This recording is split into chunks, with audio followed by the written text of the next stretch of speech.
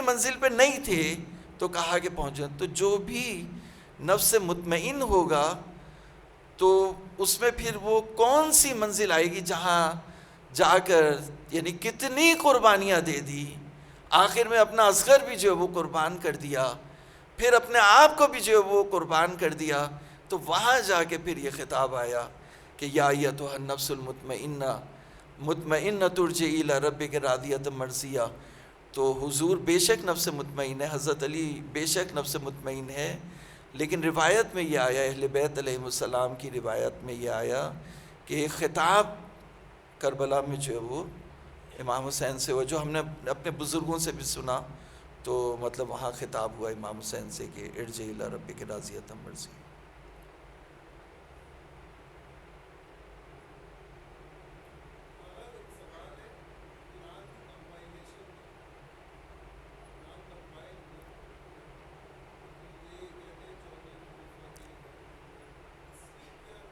قرآن compile ہوا تو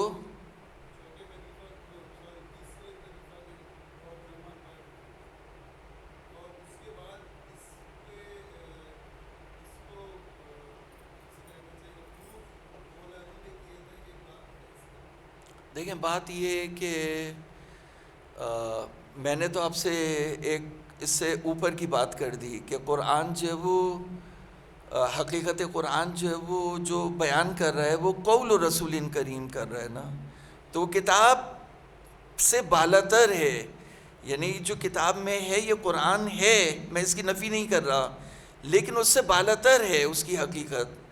تو پھر کمپائلیشن کی بات ختم ہو جاتی ہے. اور جب ہمارے معصوم نے فرما دیا کہ یہی قرآن ہے جو حضرت محمد مصطفیٰ صلی اللہ علیہ وآلہ وسلم پر نازل ہوا تھا, تو ہمارا قرآن کوئی الگ نہیں ہے, قرآن وہی قرآن ہے.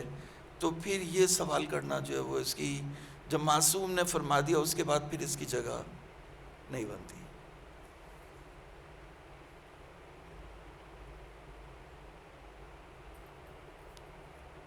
کوئی سوال؟